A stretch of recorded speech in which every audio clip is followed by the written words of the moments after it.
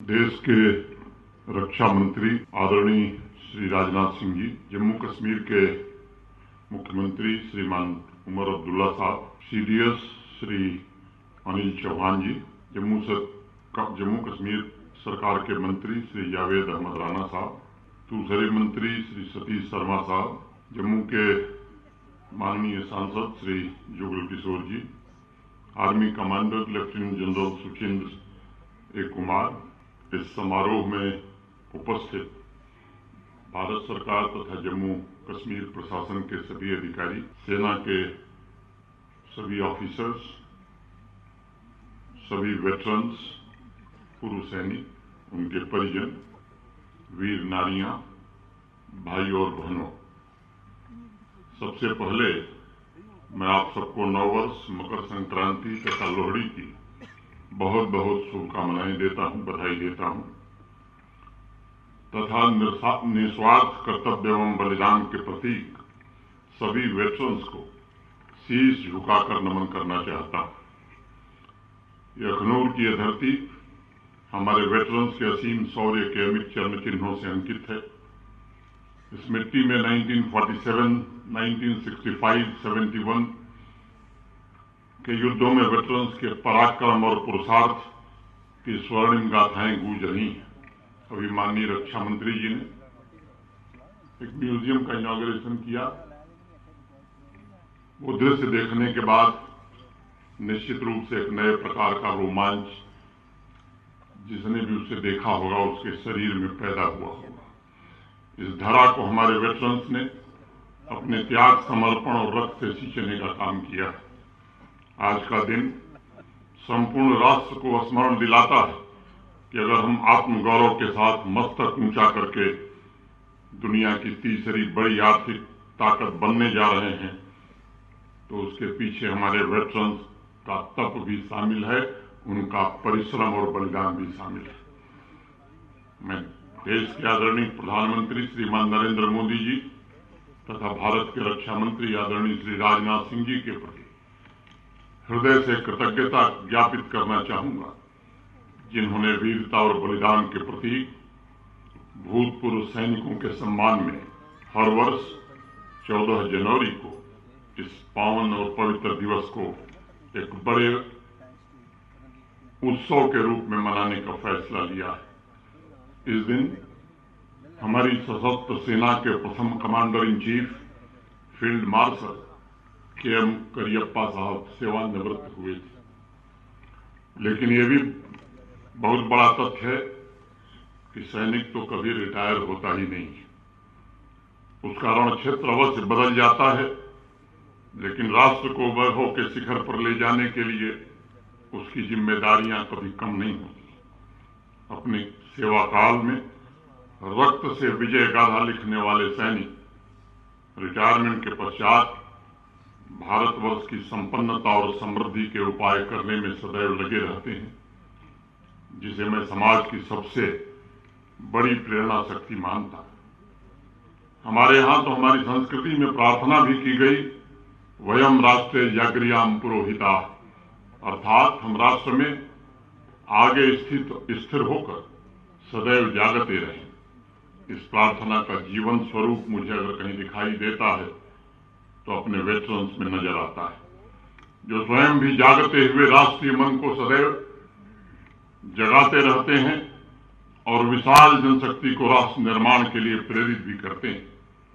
आत्मशक्ति, पौरुष, आत्मनिर्भरता, समर्पण, त्याग, पराक्रम, सेवा और बलिदान, ये कुछ ऐसे शब्द हैं जो युद्ध के मैदान में तो सैनिकों के लिए निर्णायक साबित होते हैं, लेकिन शांति के दिनों में भी हमारे वेटरन्स का अचूक हथियार बनकर सामाजिक न्याय के साथ सर्वांगीण उन्नति का प्रयत्न करते हुए युद्ध में कुर्बानी देकर राष्ट्र ने जो लाभ प्राप्त किए हैं उसे संरक्षित रखने में मदद करती है। आज हमारा देश जिस तीव्र गति से समृद्धि और विकास की ओर आगे बढ़ रहा है, उसमें जल, थल, नभ में अपने जीवन का हर क्षण खपाने वाले सैनिक, भूतपूर्व सैनिक और उनके परिवारों का बड़ा भारी योगदान है।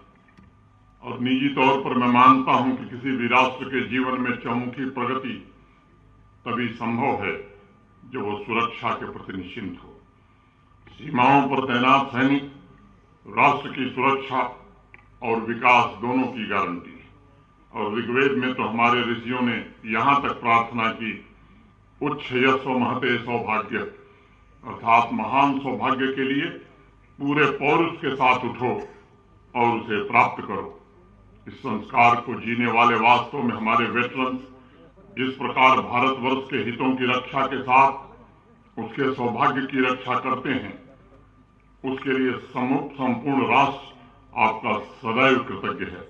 मैं जानता हूं कृतज्ञता को शब्दों में बयां करना ये बड़ा कठिन काम है, मैं तो इसे असंभव ही कहूंगा। आभार की भावना, ग्रेटफुलनेस के भाव का वजन शब्दों में नहीं उठाया जा सकता है। इसलिए भारत सरकार हो या जम्मू कश्मीर संघ राज्य क्षेत्र का प्रशासन, आपके समग्र कल्याण के साथ साथ वेटरन्स तथा शहीद हुए सैनिकों, बलिदानी पूर्वजों के त्याग और उनकी स्मृतियों को संरक्षित रखने के निरंतर प्रयास कर रहा है। गत वर्ष श्रीनगर में भी पहला बलिदान स्तंभ निर्मित हुआ। आपकी वीरता की गाथा समाज के सामान्य जनों तक पहुंचाई जा सके, इसका एक प्रयत्न था। और मैं समझता हूं कि हर एक नागरिक के लिए बलिदान स्तंभ ये सबसे बड़ा तीर्थ स्थल है। उस कड़ी में महाभारत के कालखंड से लेकर 1971 तक वीरों के तप की स्मृतियों को संरक्षित रखने के लिए आपने जो अखनूर हेरिटेज म्यूजियम माननीय रक्षा मंत्री जी ने समर्पित किया, ये म्यूजियम इस बात का प्रमाण है कि अपने पराक्रम से सूरवीरों ने आवश्यकता पड़ने पर सिर्फ इतिहास ही नहीं बल्कि भूगोल भी बदल डाला है। आपके व्यक्तित्वों के संस्कार, उन महान सेना सैनिकों की प्रेरणा, उनकी ऊर्जा इस म्यूजियम के माध्यम से समाज के हर एक वर्ग तक पहुंचेगी, इसका मुझे भरोसा है। माननीय रक्षा मंत्री जी के कर कमलों से 108 फीट ऊंचे तिरंगे का अनावरण भी हुआ है।